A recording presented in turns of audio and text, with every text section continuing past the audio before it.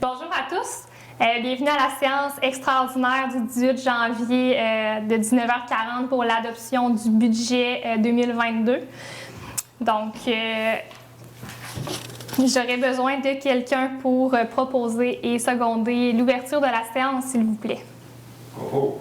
Monsieur Fortin, Monsieur Mercier, tout le monde est en accord? Oui. Merci. Donc, non, il n'y a pas d'ordre du jour. Donc, on passe tout de suite en point 2, là, donc à l'adoption du budget pour l'exercice financier 2022. Là.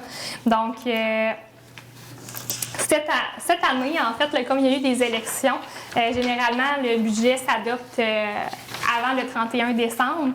Par contre, là, les années d'élection, on a un mois supplémentaire. Là, donc, c'est la raison pour laquelle cette année, on l'adopte en janvier avec le nouveau conseil en place. Donc, voici comme suit là, pour le budget. Au niveau des revenus, pour les taxes, il s'agit d'un revenu de 2 360 962 $. Pour les paiements tenant lieu de taxes, un montant de 199 338 $. Pour autres recettes de sources locales et régionales, un montant total de 1 696 341 $. Dans autres revenus, 631 500 $ pour un total de revenus de 4 896 141 $. Donc, au niveau des charges, donc pour les dépenses, l'administration régionale s'agit d'un montant de 1 033 990 $. Pour la sécurité publique, 356 266 $.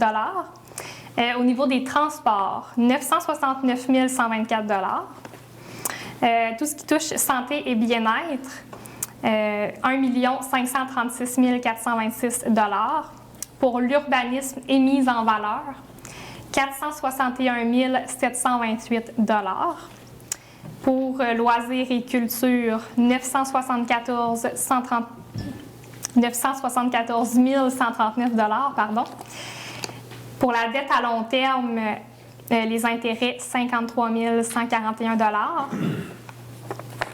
Et au niveau de l'amortissement, là, 685 144 $, ce qui nous fait un total des dépenses de 4 689 670 $.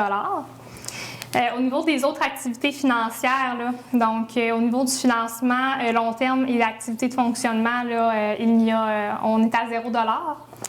Pour le remboursement de la dette à long terme, 221 100 $. Donc, pour un montant total de 221 100 $. Au niveau des affectations, on a un remboursement au fonds de roulement de 69 792 $. Pour les activités d'investissement, 197 100 $.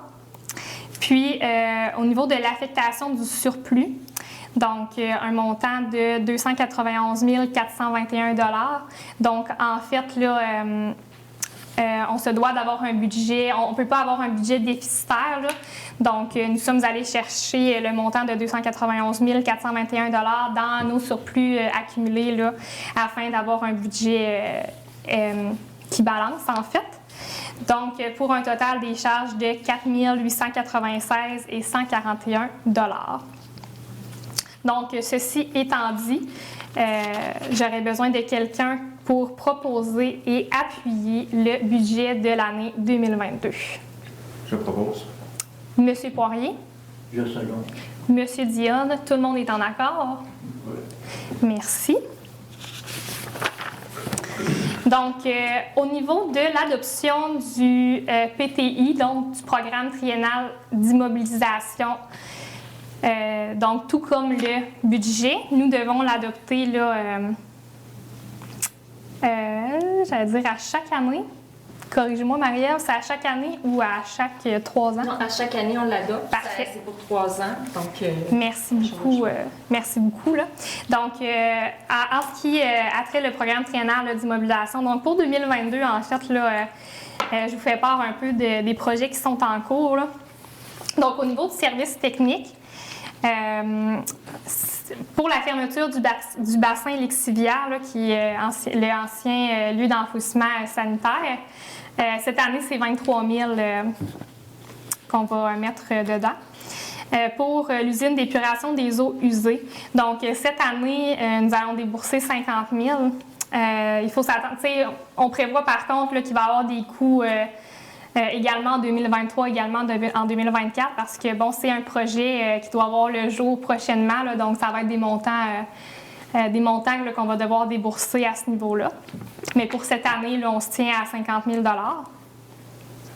Pour achat et installation des compteurs d'eau, là, donc à ce niveau-là, ça va être un 14 000 $. Pour la partie réseau, égout, aqueduc et eau potable, là, donc pour un plan d'intervention et plan directeur à propos du réseau d'égout, en fait, là, ça va être un 13 000 $ cette année à investir. Pour la réparation conduite eau égout, cette année, c'est 50 000. Encore une fois, là, j'apporte des précisions là, pour le réseau d'égouts et d'aqueduc. Principalement, on sait que il va y avoir beaucoup de réparations puis à faire là, dans les prochaines années à venir. Donc, encore une fois, on s'attend à devoir mettre des montants. Mais pour cette année, là, ça sera un montant de 50 000 à ce niveau-là. Pour l'inspection par caméra du réseau d'égout, là, ça va être un 40 000 d'investissement. Puis pour le point d'échantillonnage de l'eau potable, là, on a besoin d'un 22 000 à ce niveau-là. Il s'agit en fait d'un point d'échantillonnage qu'on va devoir faire dans le haut de la ville, en fait. Là. Donc, au niveau des travaux publics, dans les infrastructures routières, il va y avoir un 18 500 pour les trottoirs de la 3e avenue. Là. Donc, rapidement, il s'agit des trottoirs près des ambulances. Puis, en fait, là, il y a quelques réparations à faire à ce niveau-là pour que ce soit plus sécuritaire. Là. Donc, 18 500 $.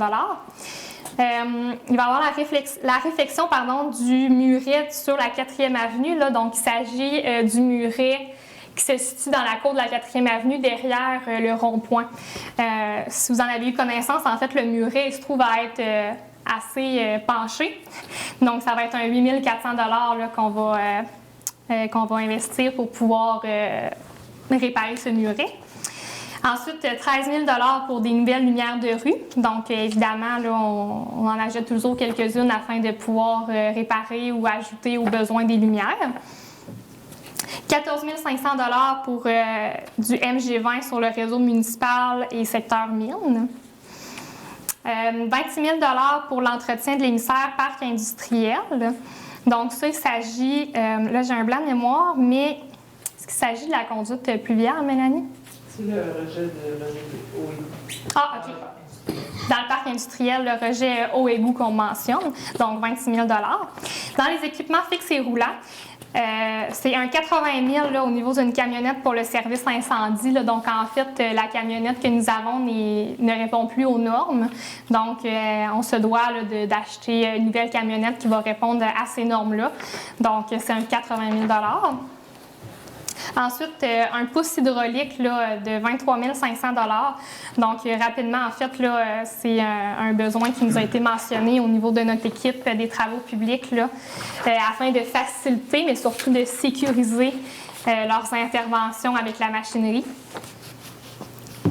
Ensuite, dans le bâtiment municipal, là, au centre sportif et communautaire, donc c'est un 100 000 $ pour l'entretien du centre sportif. Là.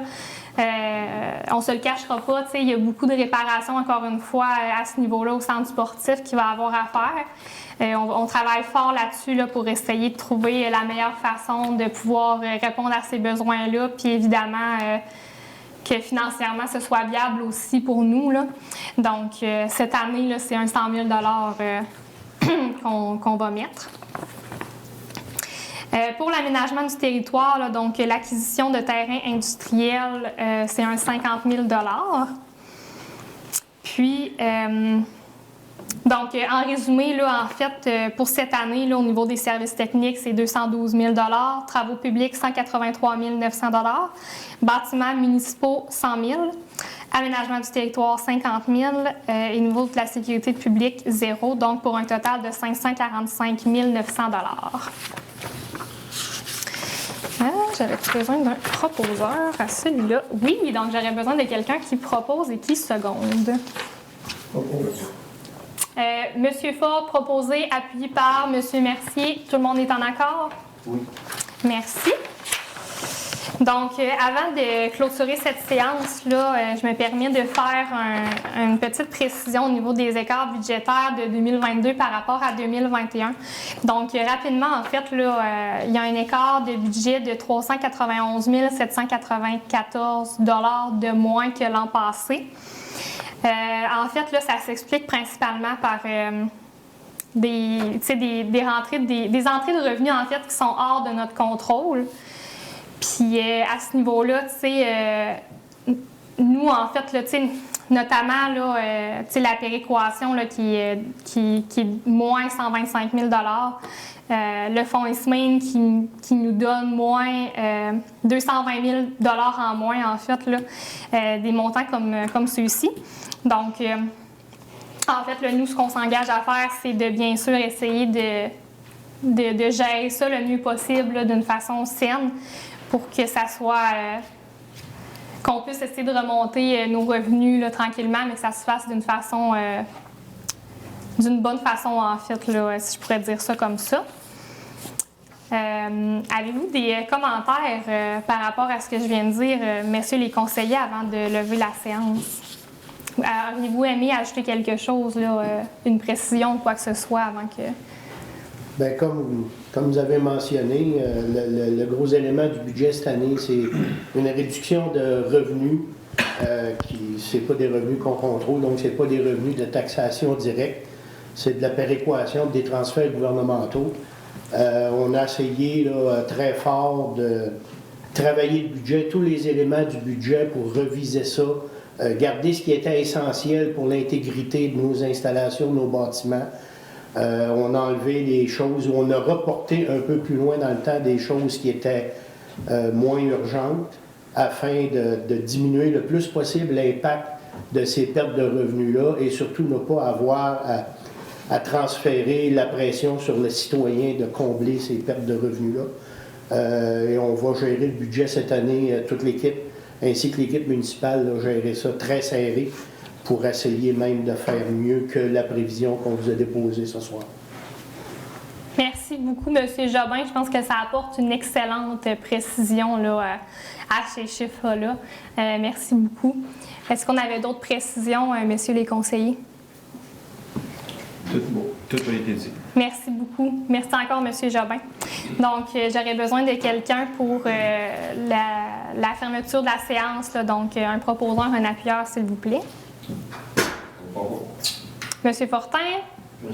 Monsieur Dionne. Donc, c'est accepté à l'unanimité.